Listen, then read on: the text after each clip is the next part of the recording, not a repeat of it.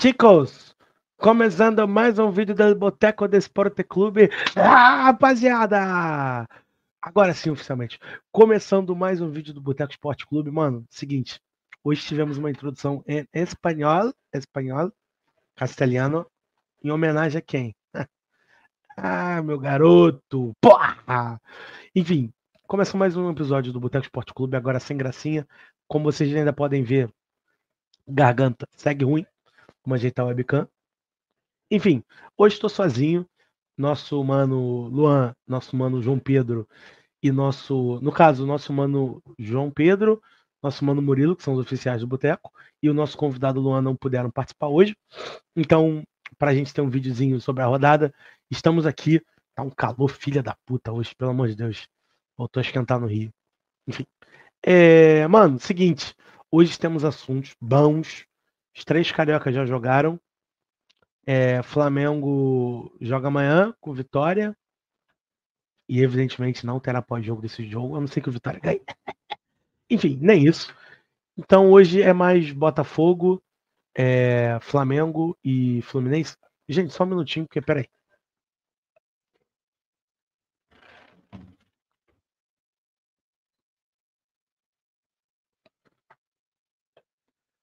Enfim, peraí que a câmera não abriu. Cadê? Voltei, liguei o ar um pouquinho, porque está uma merda o clima aqui, não tá dando pra continuar. E é isso. Rapaziada, para começar o vídeo em chave de ouro, a gente já vai começar pelo principal tema, evidentemente. Botafogo 3, Juventude 1. Cara, tem até um dado aqui, deixa eu ver.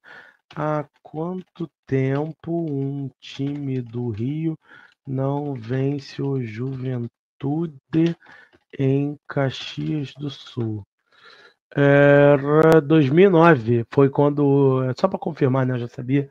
Enfim, a última vitória de um time do Rio, time carioca, né? Do Rio, não sei se teve alguma vitória em Série B, Copa do Brasil. É a última vitória de um carioca, né? Sobre o Juventude foi em 2009, o Vasco na Série B. Então, assim, é claro, né? O Juventude passou muito desses anos na Série B, voltou a frequentar a Série A com mais frequência. Acho que foi em 2021, 2020, 2022. Enfim, algum ano desse.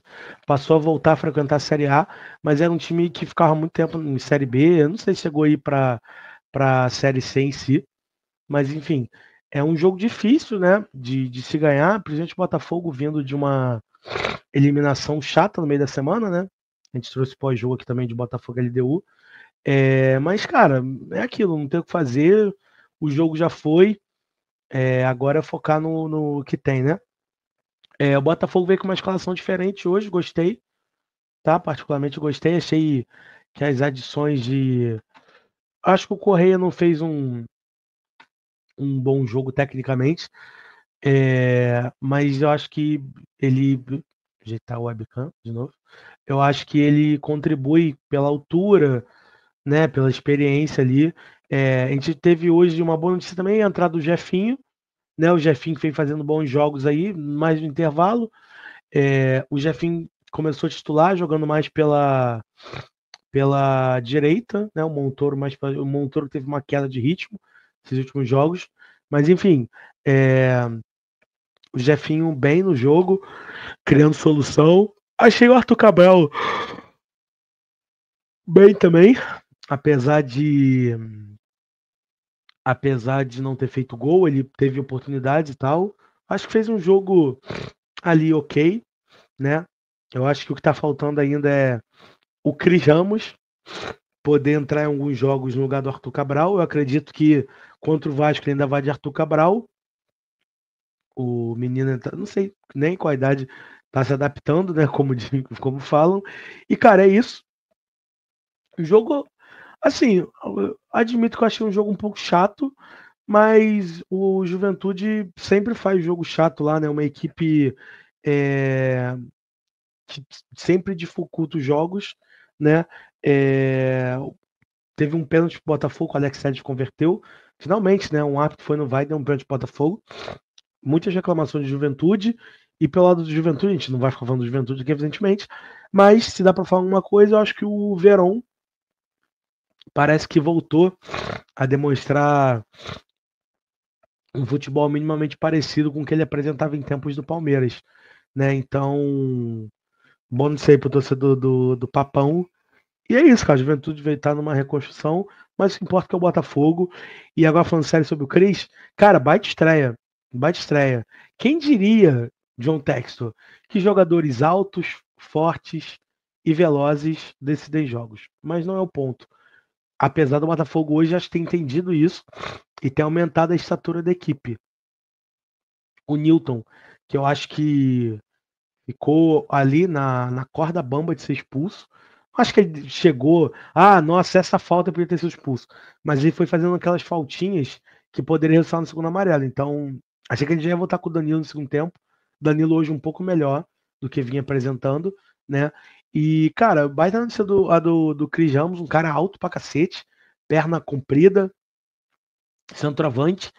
E, cara, né, como eu disse, tirando a brincadeira, um cara que começou ali, já deu o primeiro lance dele pra gente já dar uma pancada no gol. Um cara que mostrou objetividade nas jogadas. Ele, apesar de ser grandão, não parece ser grosso.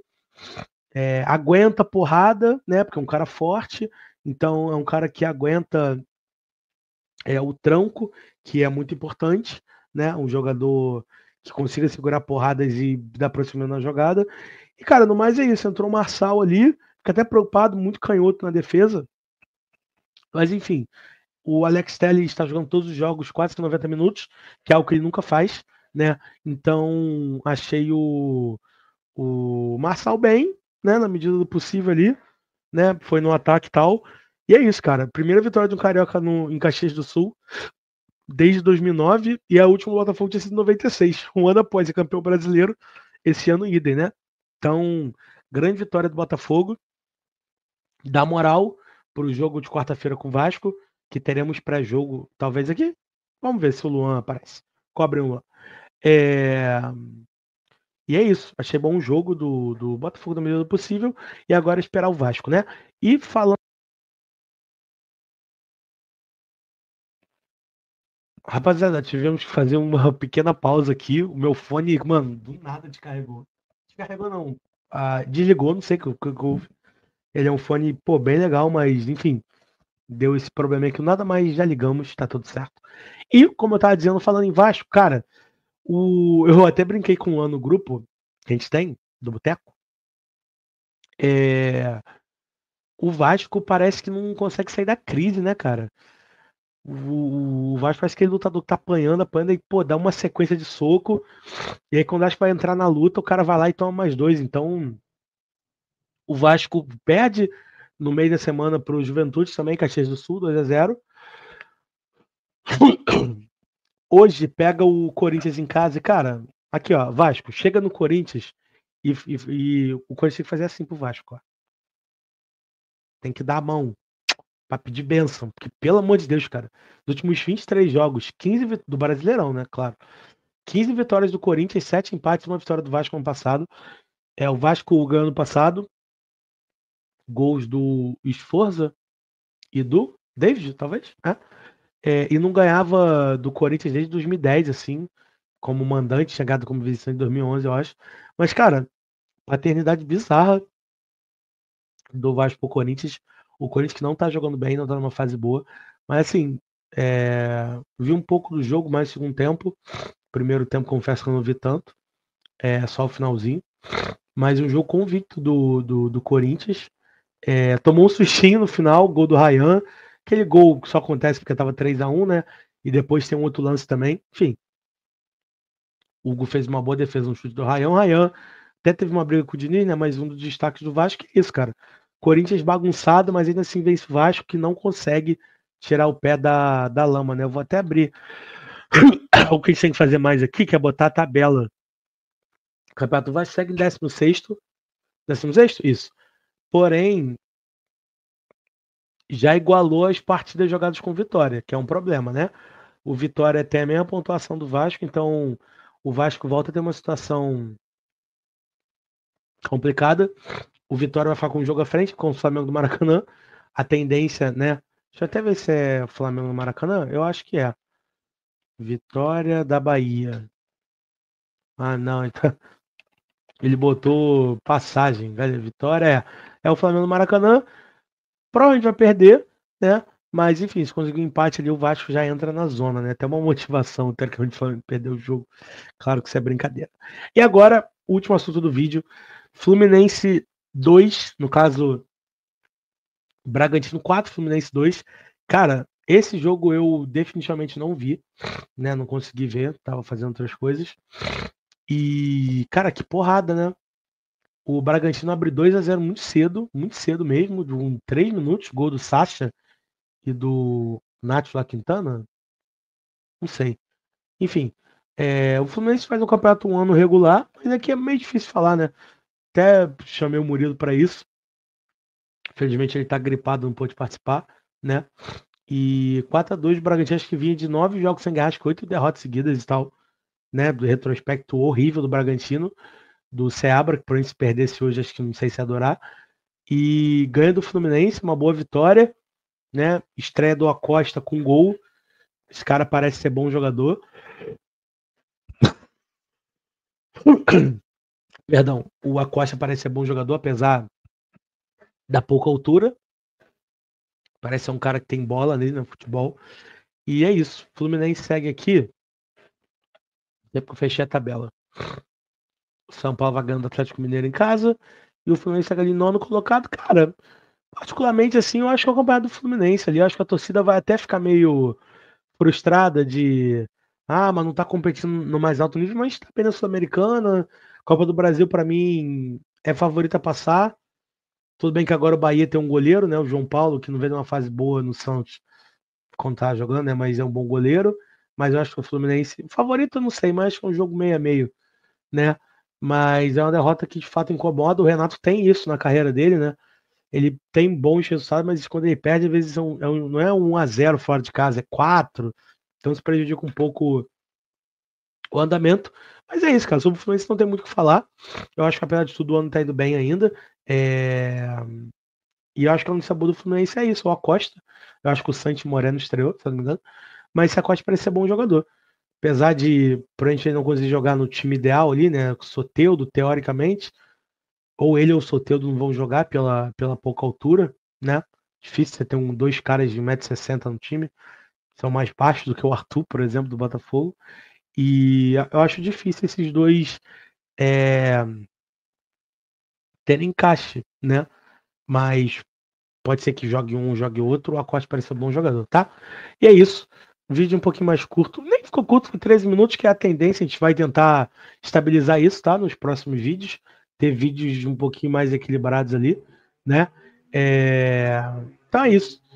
Fiquem com Deus. O Boteco não sabe quando a gente vai voltar. A gente aparece do nada na tela de vocês.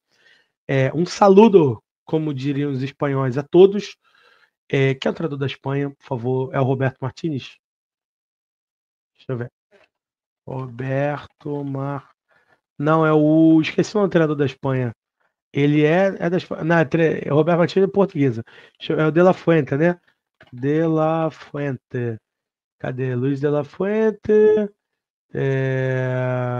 Cadê? Onde que tá nosso técnico da seleção da Espanha? Técnico Luiz De La Fuente. Então, por favor, senhor Luiz De La Fuente, convoque Cris Ramos, porque ele é melhor que o Morata e melhor que qualquer nove que você possa convocar, beleza? Mas é isso, tamo junto, Boteco. Aguardem um próximo vídeo que deve ser talvez o pré-jogo, Botafogo Vasco para a Copa do Brasil. Deve ser eu e o Luan aqui só no vídeo. Talvez o Hélio participe, talvez não. Enfim, e é isso. Tamo junto, até o próximo vídeo e um saludo a todos. Adiós.